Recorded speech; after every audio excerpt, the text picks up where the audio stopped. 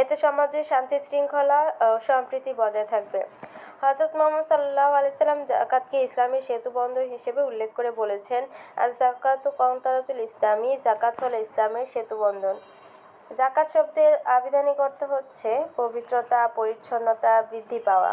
ইসলামী শরীয়তের দৃষ্টিতে কোনো মুসলিম নিসাব পরিমাণ সম্পদের মালিক হলে বছরান্তে তার সম্পদের শতকরা ২.৫%, মানে শতকরা হচ্ছে ২.৫০ হারে নির্দিষ্ট খাতে ব্যয় করাকে যাকাত বলে।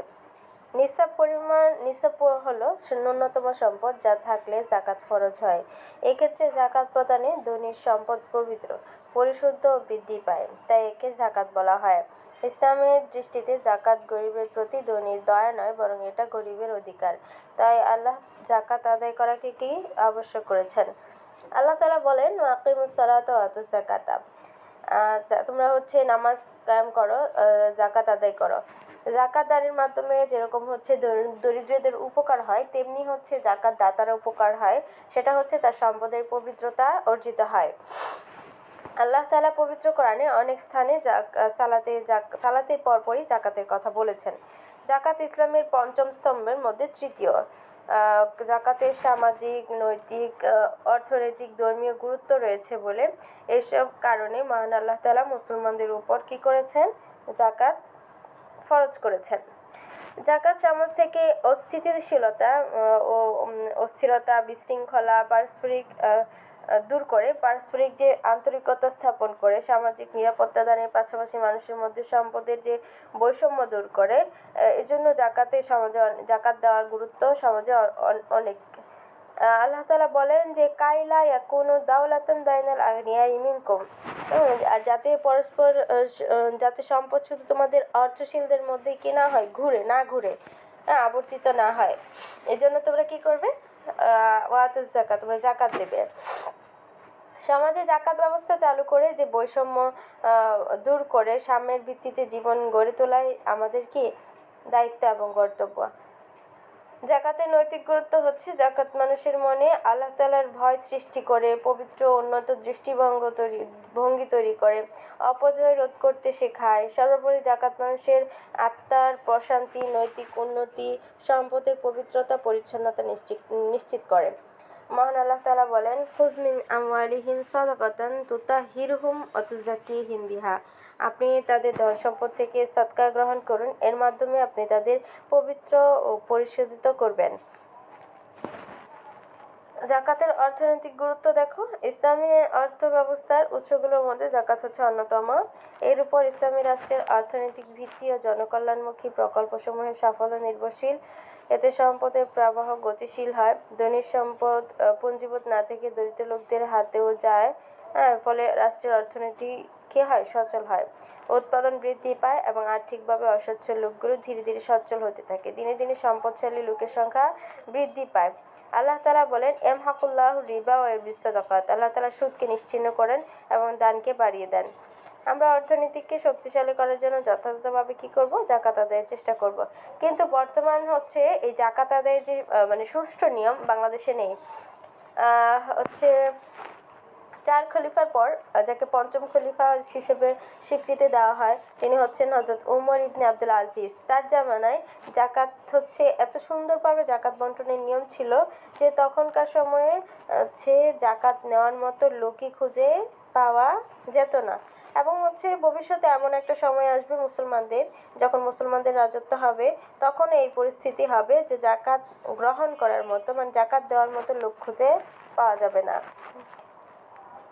ধর্মীয় গুরুত্ব। কোনো মুসলমান যাকাত না দিলে সে আর পরিপূর্ণ মুসলমান থাকতে পারে না। আল্লাহ তাআলা বলেন, আল্লাযীনা লা ইউতুনা যাকাতা ওয়া হুম বিল আখিরাতি হুম কাফিরুন, যারা যাকাত দেয় না এবং তারা পরকালে অস্বীকারী। যাকাত অস্বীকার করা আল্লাহ ও তার রাসূলকে অস্বীকার করার শামিল। ইসলামী আইনে যাকাত দানের উপযুক্ত ব্যক্তিকে অবশ্যই যাকাত দিতে হবে। ইসলামের প্রথম খলিফা আবু বকর রাদিয়াল্লাহু তাআলা আনহু যাকাত অস্বীকারীদের বিরুদ্ধে যুদ্ধ ঘোষণা করেছেন। আর রাসূল সাল্লাল্লাহু আলাইহি সাল্লামের জামানায় মানুষ হচ্ছে যারা হচ্ছে বকরির মাথাটাকেও জাকাত হিসেবে দিত। হ্যাঁ, কিন্তু রাসূল সাল্লাল্লাহু আলাইহি সাল্লাম ইন্তেকালের পর হযরত আবু বকর রাদিয়াল্লাহু তাআলা আনহু যখন নেতৃত্ব দেন, খলিফা নির্ধারিত হন, তখন হচ্ছে মানুষ এরকম জাকাত দিতে অস্বীকার করায় তখন আবু বকর রাদিয়াল্লাহু তাআলা আনহু এই হচ্ছে জাকাত অস্বীকারীদের বিরুদ্ধে কী করেন? যুদ্ধ ঘোষণা করেন। সালাত ও সাওম হচ্ছে শারীরিক ইবাদত আর জাকাত হচ্ছে কি আর্থিক ইবাদত। আর হচ্ছে হজ হচ্ছে শারীরিক আর্থিক উভয় এর সংমিশ্রণে ইবাদত। জাকাত অসহায় ও দরিদ্রের অধিকার। এ কথাটা প্রত্যেকটা হচ্ছে সম্পদশীল অর্থাৎ যারা সামর্থ্যবান তাদের মাথায় রাখা উচিত। জাকাত প্রদান করা দরিদ্রের প্রতি ধনী লোকের কোনো অনুগ্রহ কিংবা দয়া নয়, বরং জাকাত হলো দরিদ্র লোকের প্রাপ্য অধিকার।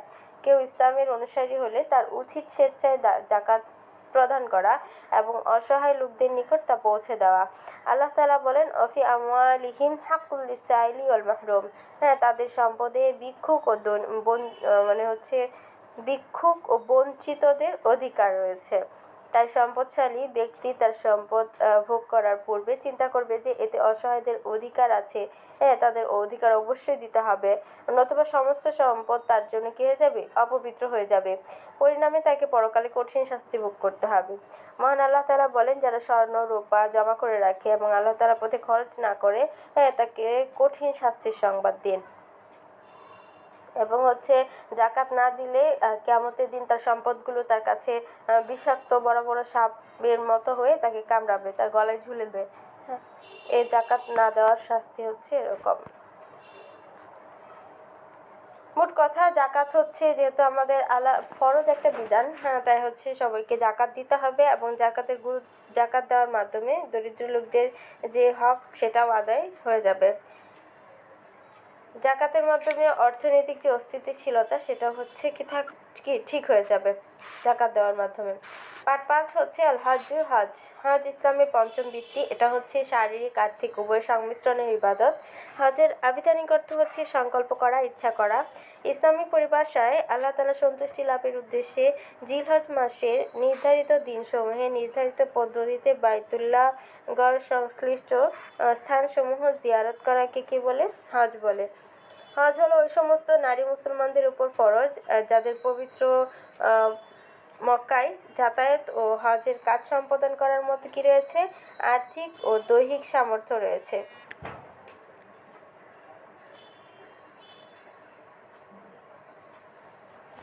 মহান আল্লাহ তাআলা বলেন, ওয়ালিল্লাহি আলান নাসি হিজ্জুল বাইতি মান ইসতাতা ইলাইহি সাবিলা। যে মানুষের মধ্যে যার আল্লাহর ঘর পর্যন্ত পৌঁছার সামর্থ্য আছে তার উপর আল্লাহ তাআলার উদ্দেশ্যে ওই ঘরের হজ করা কি কর্তব্য। হজের ওয়াজিবসমূহ দেখো, হজের ওয়াজিবসমূহ হচ্ছে 3টি। হজের ওয়াজিব হচ্ছে 7টি, হজের ফরজ হচ্ছে 3টি। তো হজের ফরজ হচ্ছে ইহরাম বাঁধা, মানে আনুষ্ঠানিকভাবে হজের নিয়ত করা।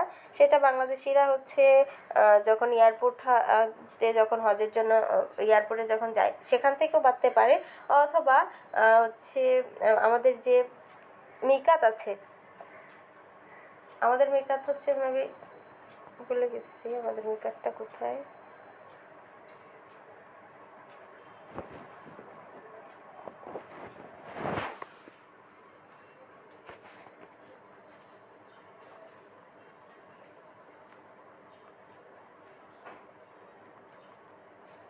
আচ্ছা, আমি পরে বলছি আমাদের মিকাত, অথবা হচ্ছে আমাদের মিকাতে আসার বাংলাদেশিদের যে মিকাত যেখান থেকে হচ্ছে বের করতে হয়,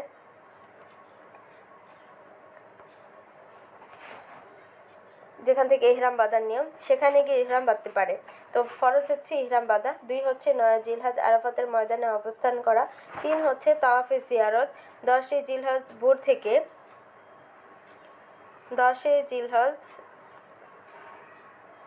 থেকে 12 জিলহজ পর্যন্ত যে কোনো দিন কাবা শরীফ তাওয়াফ করা। এই হচ্ছে হজের ফরজ। হজের ওয়াজিব হচ্ছে 7টি। ফরজ ছুটে গেলে হজ হবে না। ওয়াজিব ছুটে গেলে হচ্ছে কুরবানি দেওয়ার মাধ্যমে তার ক্ষতিপূরণ আদায় করতে হবে, এটাকে দম দেওয়া বলে। হজের ওয়াজিব 7টি, যা 9 জিলহজ দিবাগত রাতে মুজদালিফা নামক স্থানে অবস্থান করা, 2 সাফা মারওয়া পাহাড়দ্বয়ের মাঝে সাই করা, 3 10, 11 ও 12 জিলহজ পর্যায়ক্রমে মিনায় 3টি নির্ধারিত স্থানে 7টি করে কঙ্কর নিক্ষেপ করা, যেটা হচ্ছে শয়তানকে উদ্দেশ্য করে নিক্ষেপ করা হয়। 4 হচ্ছে কুরবানি করা। 5 মাথা কামানো বা চুল ছোট করা। মাথা হচ্ছে কামানো হচ্ছে পুরুষদের জন্য, আর চুল ছোট করা হচ্ছে মেয়েদের জন্য।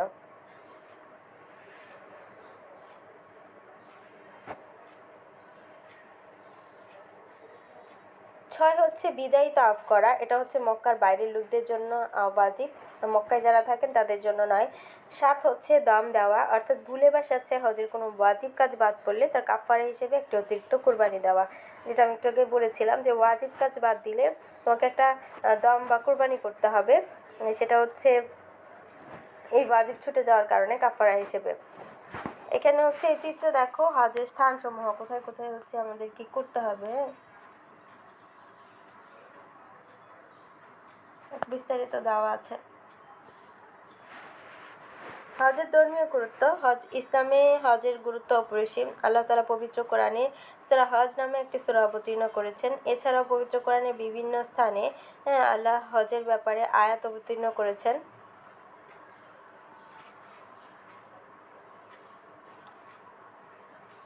আল্লাহ তাআলা রাসূল সাল্লাল্লাহু আলাইহি ওয়াসাল্লাম থেকেও হজের অসংখ্য গুরুত্বের ব্যাপারে অসংখ্য হাদিস বর্ণিত আছে। রাসূল সাল্লাল্লাহু আলাইহি ওয়াসাল্লাম বলেছেন, আল হাজ্জুল মাবরুর লাইসা লাহু জাযাউন ইল্লাল জান্নাহ, যে মাকবুল হজের বিনিময় আল্লাহ তাআলার কাছে, আল্লাহ তাআলা মাকবুল হজের বিনিময়ে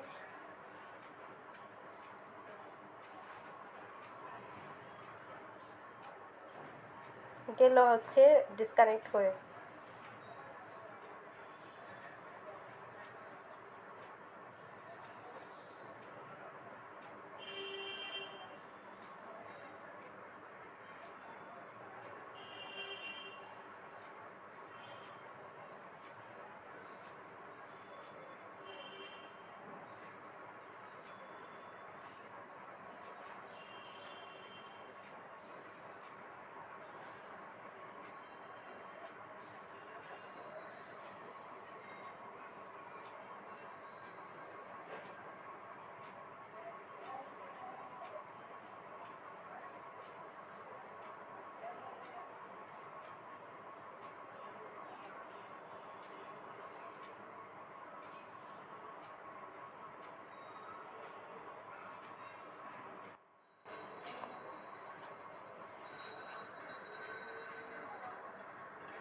আমার কথা শুনতে পাও এখন?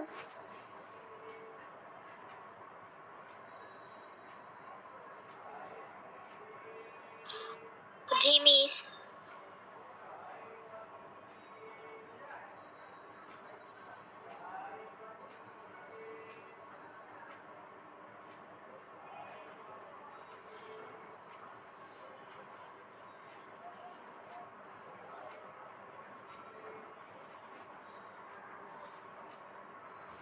আচ্ছা, কোথায় পড়তেছিলাম? ডিসকানেক্ট হয়ে গেছে। আচ্ছা, আবার হচ্ছে নতুন করে হজ সম্পর্কে পড়তেছিলাম না?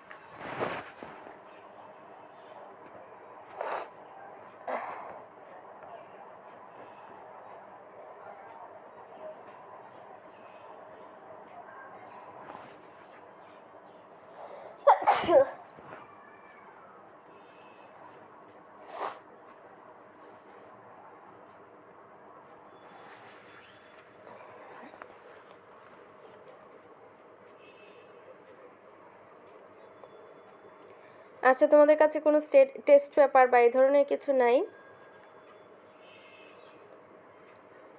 মিস শুধু আমার কাছে গাইড আছে। আর কারো কাছে কিছু নাই?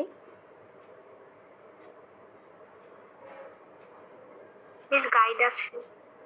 সবার কাছে গাইড আছে? আমার কাছে একটা টেস্ট পেপার ছিল তোমাদের, ওটা তোমাদের কাছে কিভাবে পৌঁছাবো? সবারই একটা ছিল, ওটা দেখে একটু পড়তা।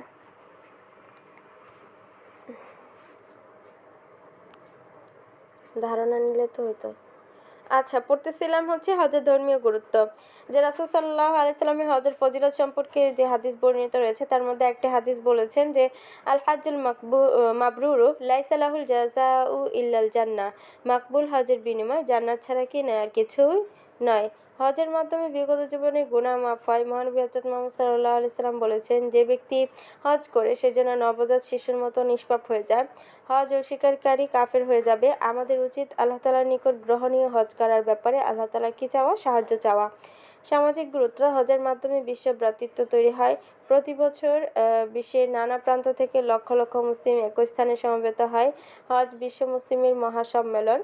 পবিত্র কোরআনে আল্লাহ তাআলা বলেন, এবং মানুষের নিকট হজের ঘোষণা করে দাও, তারা তোমাদের নিকট আসবে পায়ে হেঁটে, সর্বপ্রকার ক্ষীণকায় উটের পিঠে আরোহণ করে, তারা আসবে দূর দূরান্তের পথ অতিক্রম করে। এটা আল্লাহ তাআলা হযরত ইব্রাহিম আলাইহিস সালাম যখন হচ্ছে গিয়ে বাইতুল্লাহ শরীফ নির্মাণ করেন তারপরে হচ্ছে এই নির্দেশ দেন। হজে এসে সবাই একই রকম পোশাক পরিধান করে আল্লাহ তাআলার দরবারে নিজেকে সমর্পণ করে এবং সম্মিলিত কণ্ঠে তাওয়াফ করে বলতে থাকে, লাব্বাইক আল্লাহুম্মা লাব্বাইক।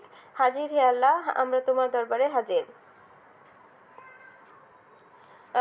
মানে হচ্ছে এরকমও বলা আছে যে আল্লাহ তাআলা হচ্ছে যখন ইব্রাহিম আলাইহিস সালামের মাধ্যমে হচ্ছে হজের যে আহ্বান দেওয়ান, তখন সেই সময় রূহ জগৎ থেকে নিয়ে শুরু করে যারা হচ্ছে যতবার লাব্বাইক বলেছে, হ্যাঁ, তারাই হচ্ছে হজ করার তৌফিক আল্লাহ তাআলা তাদের দিয়েছেন এবং দিবেন। আর হচ্ছে আমাদের সবারই ইচ্ছে করে যে হজ করতে, আল্লাহ তাআলার ঘর বাইতুল্লাহ জিয়ারত করতে। সেই জন্য হচ্ছে সবসময় আল্লাহ তাআলার কাছে কী করতে হবে? দোয়া করতে হবে যেন তিনি আমাদেরকে কবুল করে নেন, তার বাইতুল্লাহ জিয়ারত করার জন্য, হ্যাঁ, সে সামর্থ্য আমাদের দান করেন। ধন সম্পদ, বর্ণ, গোত্র, জাতীয়তার দিক থেকে মানুষে মানুষে পার্থক্য থাকলেও হজ এসব ভেদাভেদ ভুলিয়ে মুসলমানদের ঐক্যবদ্ধ হতে শেখায়। হজ হচ্ছে বিশ্ব মুসলিমের মহাসম্মেলন। হজ মুসলমানদের আদর্শিক ভ্রাতৃত্ব বন্ধনে আবদ্ধ করে। রাজা, প্রজা, মালিক, ভৃত্য সকলেই সেলাইহীন একই কাপড় পরিধান করে একই উদ্দেশ্যে মহান আল্লাহ তাআলার দরবারে উপস্থিত হয়ে সাম্যের প্রশিক্ষণ দেয়। হজ মানুষকে পারস্পরিক সম্প্রীতি ও শৃঙ্খলাবোধের শিক্ষা দিয়ে সবাইকে কী করে তোলে? সহানুভূতিশীল করে তোলে। বিশ্ব ভ্রাতৃত্ববোধ শিখায়। পারস্পরিক বা সাংস্কৃতিক বিনিময়ের মাধ্যমে মানুষের মাঝে সৌহার্দ্যবোধ জাগ্রত হয়। পারস্পরিক বন্ধুত্বপূর্ণ ভাবও জাগ্রত হয়। আল্লাহ তাআলার ঘর তাওয়াফ করার কারণে সাধারণ মানুষ হাজিদের সম্মান করে থাকে। আল্লাহ তাআলার রহমত পেতে হলে আল্লাহ তাআলার আদেশ পালনকারী ধনী মুসলমানদের যথাশীঘ্র সম্ভব হজ আদায় করা উচিত। আমরাও হজ থেকে কী করব? কোন বিষয়টা হজ থেকে শেখা যায়? ভ্রাতৃত্ববোধ, সমতা, হ্যাঁ, এবং হচ্ছে ধনী গরিবের মধ্যে যে কোনো বৈষম্যতা নেই। আমরা যদিও সমাজে বৈষম্যতা সৃষ্টি করি, কিন্তু এদের মধ্যে যে বৈষম্যতা নেই সেটা হচ্ছে আল্লাহ তাআলা হজের মাধ্যমে সবাইকে শিখিয়ে দেন। কিন্তু এটা হচ্ছে সমাজে মানুষ এই বিষয়টা কখনোই খেয়াল করে না যে আমাদের মাঝে এবং হচ্ছে দরিদ্রদের মাঝে কি নেই কোনো ধরনের, মানে হচ্ছে ধনীদের মাঝে এবং দরিদ্রের মাঝে কি নেই কোনো ধরনের পার্থক্য সৃষ্টি করা উচিত নয়। এতে হচ্ছে দরিদ্ররা হচ্ছে কষ্ট পায়, কষ্ট হয় তাদের। এটা হচ্ছে বোঝা উচিত। আর হচ্ছে কোনো মানুষকে কোনো মুসলমানকে কি দিতে পারে না? কষ্ট দিতে পারে না। পার্ট 6 হচ্ছে মালিক শ্রমিক সম্পর্ক। বর্তমানে হচ্ছে এরকমও হয় যে বাসায় যারা কাজ করেন, হ্যাঁ, তাদেরকে আমরা, যারা বাসায় কাজ করে তারা কিন্তু ভিন্ন চোখে দেখে। হ্যাঁ, ওরা তো কাজই করে, ওদেরকে আর মূল্য দিয়ে কী হবে? ওদেরকে বয়সে বড় হলে ওদেরকে শ্রদ্ধা করে বা কী হবে? এই ধরনের মনোভাব সবার মধ্যে চলে আসছে বা সবার মধ্যে থাকে। তো দেখো, অন্ন, বস্ত্র, বাসস্থান, শিক্ষা, চিকিৎসা ইত্যাদি একজন মানুষের মৌলিক অধিকার। আর এই অধিকার অর্জনের লক্ষ্যে মানুষ প্রতিনিয়ত কাজ করে যাচ্ছে। মানুষ সামাজিক জীব। পৃথিবীর কোনো মানুষই একা তার সকল কাজ করতে পারে না। শিল্প উন্নয়নের যুগে জীবন ধারণের জন্য প্রত্যেক মানুষকে একে অন্যের প্রতি মুখাপেক্ষী হতে হয়। সমাজের বিভিন্ন স্তরে এক ব্যক্তির অধীনে একাধিক ব্যক্তি কাজ করে থাকে। এতে কেউ মালিক হয়ে আবার কেউ হয় শ্রমিক।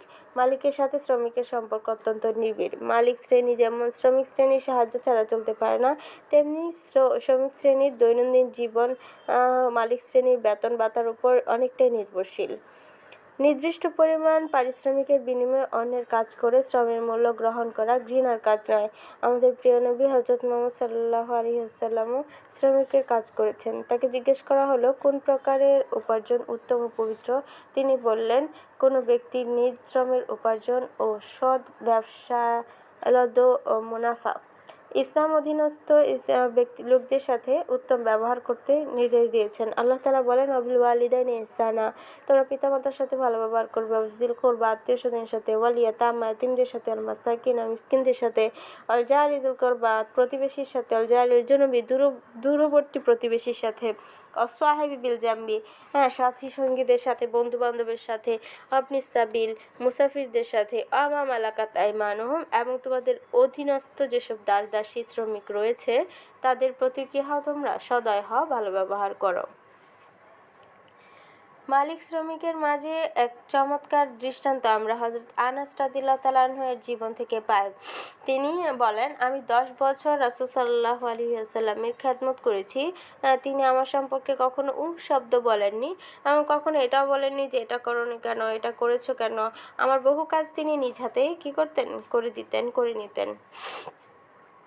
হযরত ওমর ফারুক রাদিয়াল্লাহু তাআলা আনহু, যিনি আমিরুল মুমিনিন ছিলেন, জেরুজালেম সফরে উটের পিঠে চড়া এবং উট টেনে নেওয়ার ব্যাপারে যে তিনি মানবতা প্রতিষ্ঠিত করেছিলেন, সেটা সমগ্র বিশ্ববাসীর নিকট স্পষ্ট যে তিনি কি করেছিলেন। উটের পিঠে চড়া উটের রশি টানার বিষয়ে নিজের মাঝে এবং ওনার ভৃত্যের মাঝে পালাক্রমে ঠিক করে নিয়েছেন, ওনার গোলামের মাঝে, যে উনি একবার উটের পিঠে চড়েছেন আর বৃত্ত লাগাম টেনে নিয়েছে, আর আরেকবার ওনার বৃত্ত উটের পিঠে চড়েছেন আর উনি কি করেছেন, উটের রশি টেনেছেন। মালিক শ্রমিকের এমন দৃষ্টান্ত পৃথিবীর ইতিহাসে বিরল। বিদায় হজের সময় রাসূল সাল্লাল্লাহু আলাইহি ওয়াসাল্লামকে জিজ্ঞেস করা হলো, একজন অধীনস্থ কর্মচারীকে কতবার ক্ষমা করা যেতে পারে? রাসূল সাল্লাল্লাহু আলাইহি ওয়াসাল্লাম বলেছেন, দৈনিক 70 বার। কিন্তু আমাদের বর্তমান সমাজে এরকম অধীনস্থকে একবারও ক্ষমা করা হয় না, বরং তাকে নানা ধরনের নির্যাতন, সব ধরনের তাকে কষ্ট দেওয়া হয়। মনিবের উচিত তার শ্রমিকের শক্তি সামর্থ্য বিচার করে তাকে কাজ দেওয়া। আল্লাহ তাআলা রাসূল সাল্লাল্লাহু আলাইহি ওয়াসাল্লাম বলেছেন, লা ইয়াকাল্লিফু মিনাল আমালি ইল্লা মা ইউতিকু, শ্রমিককে তার সাধ্য ও সামর্থ্যের বাইরে কোনো কাজ দেওয়া যাবে না। খাওয়া পড়া থেকে আরম্ভ করে সকল কাজে মালিক শ্রমিকের মাঝে কোনো বৈষম্য ইসলাম অনুমোদন করে না। শ্রমিকের মর্যাদা ও অধিকার সম্পর্কে হযরত মুহাম্মদ সাল্লাল্লাহু আলাইহি ওয়াসাল্লাম বলেছেন, তারা তোমাদের ভাই, আল্লাহ তাদেরকে তোমাদের অধীনস্থ করে দিয়েছেন, সে যা খায় তার অধীনস্থদের যেন তা খাওয়ায়, সে যা পড়ে আল্লাহ তাআলা যেন তাদেরকে তা পড়তে দেয়, এবং তার এমন কর্ম দিবে না, এমন কাজ দিবে না যা তার ক্ষমতার বাইরে। এমন কাজ হলে তাকে শ্রমিককে সাহায্য করতে হবে। এবং খুব দ্রুত পারিশ্রমিক আদায়ের ব্যাপারে ইসলামের বিধান সুস্পষ্ট। রাসূল সাল্লাল্লাহু আলাইহি ওয়াসাল্লাম বলেছেন, উতুল আজির আজরাহু ক্বাবলা আই ইয়াজিফা আরকাহু, শ্রমিকের ঘাম শুকানোর পূর্বে তাকে দিয়ে দাও, পারিশ্রমিক দিয়ে যাও। কিন্তু বর্তমান সমাজে এটাও রয়েছে, খুব কম সংখ্যকই মালিক তার শ্রমিক শ্রেণীকে সাথে সাথেই তার পারিশ্রমিক দিয়ে দেয়, বাকিরা 2 দিন 3 দিন ঘোরাতে থাকে। কিন্তু আমাদের প্রত্যেক মালিক শ্রেণীর উচিত এই বিষয়টা বোঝা, উপলব্ধি করা যে শ্রমিক শ্রেণী আমাদের বেতন ভাতার উপর তাদের দৈনন্দিন জীবনের নির্বাহ করে জীবন চালায়। প্রতিদিন মালিক শ্রমিক যে পারিশ্রমিক দেয় তার মাধ্যমে তারা দৈনন্দিন জীবিকা ও নির্বাহ করে। তো রাসূল সাল্লাল্লাহু আলাইহি ওয়াসাল্লাম কি বলেছেন, শ্রমিকের গায়ের ঘাম শুকানোর পূর্বেই তার কি দিয়ে দাও, পারিশ্রমিক দিয়ে দাও। পারিশ্রমিক দিতে অকারণে বিলম্ব করা উচিত নয়। শ্রমিক যাতে তার শ্রমের মূল্য বুঝে পায়, মূল্য পায়, সে ব্যাপারে রাসূল সাল্লাল্লাহু আলাইহি ওয়াসাল্লাম বলেছেন, মজুরের পারিশ্রমিক নির্ধারণ না করে তাকে কি করো না, কাজে নিয়োগ করো না। একইভাবে শ্রমিককে শ্রমিককেও তার মালিকের দেওয়া দায়িত্ব সঠিকভাবে পালন করার ব্যাপারে ইসলামে উৎসাহ দেওয়া হয়েছে। রাসূল সাল্লাল্লাহু আলাইহি ওয়াসাল্লাম বলেছেন, গোলাম যখন তার মালিকের কাজ সুচারুভাবে করে এবং সুষ্ঠুভাবে আল্লাহ তাআলার ইবাদত করে সে দ্বিগুণ প্রতিদান পায়। সুবহানাল্লাহ। যখন কেউ তার মালিকের কাজ সুন্দরভাবে করে এবং আল্লাহ তাআলার ইবাদত ওটাও সুন্দরভাবে আদায় করে, তখন সে দ্বিগুণ সওয়াব পায়। একে তো সে কাজ পারিশ্রমিকের বিনিময়ে করলেও সেই কাজের সওয়াব পায়। দ্বিতীয়ত আল্লাহ তাআলা যেহেতু সে মালিকের হক সম্পূর্ণ রূপে আদায় করেছে এবং আল্লাহ তাআলার হক আদায় করে, এই জন্য আল্লাহ তাআলা কি করেন, তাকে দ্বিগুণ সওয়াব দান করেন। মালিক শ্রমিক যদি ইসলাম স্বীকৃতি পন্থায় তাদের সম্পর্ক তৈরি করতে পারে, তাহলে শ্রমিক তার ন্যায্য পারিশ্রমিক পাবে আর মালিক তার সঠিক শ্রম পাবে। শ্রমিক ও মালিকের মাঝে কোনোদিন মনোমালিন্য হবে না। কলকারখানায় স্থিতিশীল শান্ত পরিবেশ বিরাজ করবে। কাদের দেশ ও জাতির কল্যাণে আমাদের কি করা উচিত? ইসলাম আদর্শ নীতি অনুসরণ করা উচিত। এই মালিক শ্রমিকের সম্পর্ক, মালিক শ্রমিক কিভাবে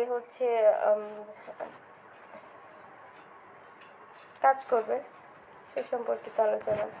এর পরিবর্তিত ইলম, জ্ঞান, যেটা তোমরা অর্জন করতেছো। এখন ইলম দুই ধরনের। একটা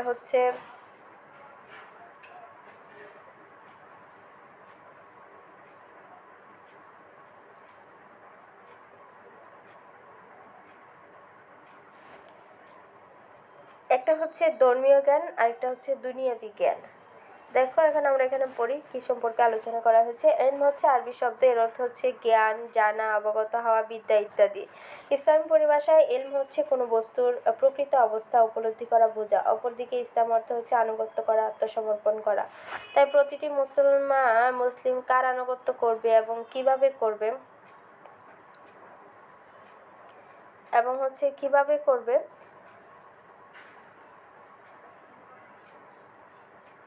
এবং কার কাছে আত্মসমর্পণ করবে এবং কিভাবে আত্মসমর্পণ করবে তা অবশ্যই জানতে হবে। ইলম ব্যতীত, জ্ঞান ব্যতীত তা জানা কি অসম্ভব। ইসলামে ইলমের গুরুত্ব অপরিসীম।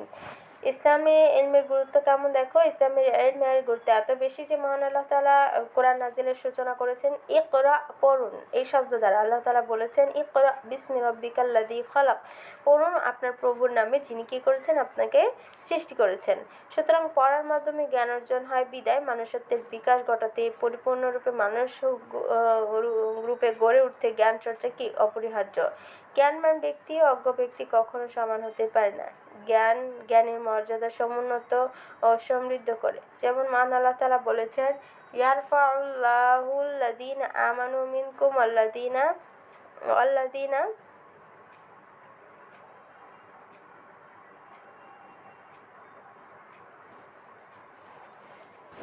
ওয়াল্লাযীনা উতুল ইলমা দারাজাত, তোমাদের মধ্যে যারা ঈমান এনেছে তাদের জ্ঞান দান করা হয়েছে। তারা আল্লাহ তাআলা তাদের মর্যাদা কি করেছেন, সমুন্নত করেছেন। সমুন্নতরা করবেন, করবেন। ইসলাম জ্ঞান অর্জনকে সকল মুসলমানের উপর ফরজ করেছে। নবী সাল্লাল্লাহু আলাইহি ওয়াসাল্লাম বলেছেন তালাবুল ইলমি ফারিদাতুন আলা কুল্লি মুসলিম, ইলম অন্বেষণ করা প্রত্যেক মুসলমানের উপর ফরজ। ধর্মীয় জ্ঞান অন্বেষণ করা প্রত্যেক মুসলমানের উপর কি, মুসলিম নর-নারীর উপর ফরজ। হযরত মুহাম্মদ সাল্লাল্লাহু আলাইহি ওয়াসাল্লাম অন্যত্র জ্ঞান অর্জন করে উত্তম ইবাদত বলে অভিহিত করেছেন। ইসলামের অনেক শাখা প্রশাখা রয়েছে। এর মধ্যে যে ধরনের ইলম অর্জন করলে সত্য মিথ্যার পার্থক্য করা যায়, হালাল হারাম বোঝা যায়, আল্লাহ তাআলার নৈকট্যে সন্তুষ্ট লাভ করা যায়, তাই কি ইলম। ইলমের প্রকার দেখো, ইলম দুই প্রকার, দ্বীনি ইলম আর একটা দুনিয়াবি ইলম। দ্বীনি ইলম বলতে সাধারণ ইসলাম ধর্ম সম্পর্কিত জ্ঞানকে বোঝায়, কোরআন, হাদিস, ফিকহ, তাফসীর ইত্যাদি বিষয়ের জ্ঞান। আর দুনিয়াবি ইলম বলতে শুধু পার্থিব উন্নতির সাথে সম্পৃক্ত জ্ঞানকে বোঝায়, যেমন গণিত, বিজ্ঞান, যেটা তোমরা পড়তেছো, ভূগোল, সাহিত্য, পদার্থ, রসায়ন ইত্যাদি। অন্যভাবে ইলমকে আবার দুই ভাগে ভাগ করা যায়, গ্রহণীয়, বর্জনীয়। গ্রহণীয় জ্ঞান হলো যে জ্ঞান ইহকাল ও পরকালে মানুষের কল্যাণে আসে, যেমন নৈতিক জ্ঞান, চিকিৎসা বিজ্ঞান, প্রকৌশল, পদার্থ, রসায়ন সহ কল্যাণকর জ্ঞান। আর বর্জনীয় জ্ঞান হলো যে জ্ঞান মানুষের কোনো কল্যাণে আসে না, বরং যারা ইহকাল ও পরকালে অকল্যাণ সাধিত হয়, যেমন অর্থনৈতিক জ্ঞান, চুরি ডাকাতি, অন্যায়, জুলুম, জঙ্গিবাদ, সন্ত্রাসবাদ ইত্যাদি সম্পর্কে জ্ঞান লাভ করা। ইসলামের দৃষ্টিতে প্রত্যেক মুসলিমের জন্য ইসলামের প্রাথমিক জ্ঞান থাকা আবশ্যক। তবে প্রত্যেক সম্প্রদায় বা দেশ থেকে এক দলকে অবশ্যই ইসলাম ধর্মের জ্ঞানে পণ্ডিত হতে হবে, অন্যথায় সকলকে আল্লাহ তাআলার নিকট পরকালে কি করতে হবে? কৈফিয়ত দিতে হবে।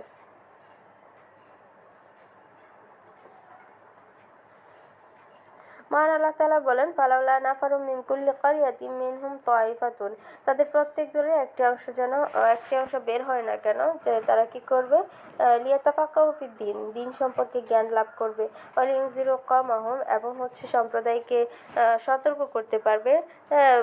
ইযা রাজাউ ইলাইহিম, যখন তারা সম্প্রদায়ের নিকট কি করবে? ফিরে আসবে। তো আমাদের মধ্যে একটি দলকে অবশ্যই দ্বীনের গভীর জ্ঞান অর্জন করতে হবে। ইসলামের দৃষ্টিতে দ্বীনি শিক্ষার ব্যাপারে যেমন গুরুত্ব রয়েছে, তেমনি পার্থিব শিক্ষা অর্জনের কি রয়েছে? গুরুত্ব রয়েছে। তবে তা অবশ্যই আল্লাহ তাআলার কোনো বিধান পরিপন্থী হতে হবে না, বরং তার নৈতিকতার সমন্বয় থাকতে হবে। কারণ শিক্ষার সাথে নৈতিকতা থাকলে কেবল মনুষ্যত্বের বিকশিত হয়, আর শিক্ষার সাথে নৈতিকতা না থাকলে মানুষের মনুষ্যত্ব কি হয়ে যায়? ধ্বংস হয়ে যায়। মূলত ইসলামের উদ্দেশ্য হলো মানুষের কল্যাণ করা। যেমন মহানবী সাল্লাল্লাহু আলাইহি ওয়াসাল্লাম বলেছেন, দ্বীন হলো কল্যাণ করা। তার যেসব ইলম মানব জীবনে কল্যাণ সাধন করে তা অর্জন করা অবশ্যই কর্তব্য। আর যে ইলম মানুষের ইহকালীন ও পরকালীন কল্যাণ সাধন করবে, তা কি করবো? আমরা শিখব। এই পার্ট 1 থেকে 7 পর্যন্ত তোমাদের পড়া। আর তোমাদের এই বিষয়গুলো তোমরা রিডিং পড়ে থাকবে, ক্লাসে এসে আমাকে জিজ্ঞেস করবে যে কোন বিষয় বুঝতেছো না। তাহলে না তোমাদের পড়ার সার্থকতা, মানে পড়তেছো যে সেটা বোঝা যাবে। কিন্তু তোমরা তো তা করো না। তোমরা কবে পড়বা? পরে ক্লাসে এসে প্রশ্ন করবা, কখনো তো প্রশ্নই করো না।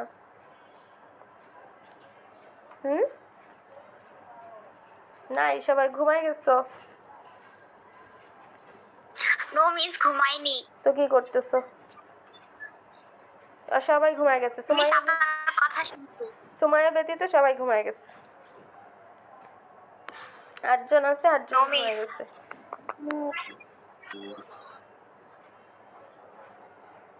এত কম কেন আজকে? বাকিরা কি ঘুমাইছে? অ্যাটেন্ডেন্সের সংখ্যা এত কম।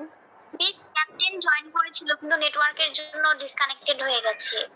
হ্যাঁ, তাই তো অনেকেই তো জয়েন করেছিল, দেখলাম নাই এখন।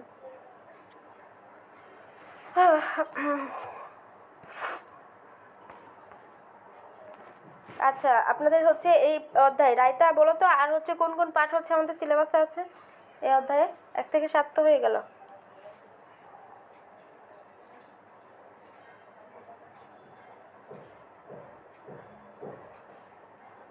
মিস এটা কত নম্বর অধ্যায় জানি? 3য়।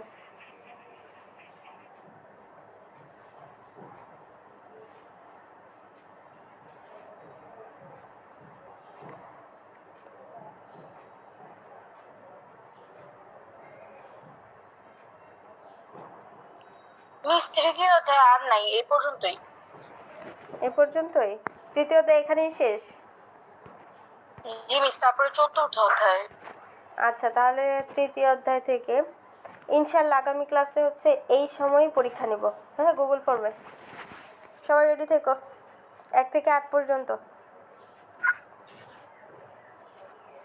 মনে থাকবে? মিস রায়তাকে বলুন যে গ্রুপে বলে দিতে। রায়তা আছো? জি মিস আছি, কি বলবো? অধ্যায় 3 পার্ট 1 থেকে 8 পর্যন্ত এমসিকিউ জ্ঞানমূলক যেটাই হোক পরীক্ষা হবে। হ্যাঁ, আগামী ক্লাস। ওকে মিস। আচ্ছা, ঠিক আছে, সবাই ভালো থেকো। এরপরে মনে হয় তোমাদের ক্লাস আছে, ক্লাস টাইম আবার, কিন্তু এখানে কিছুই হচ্ছে না।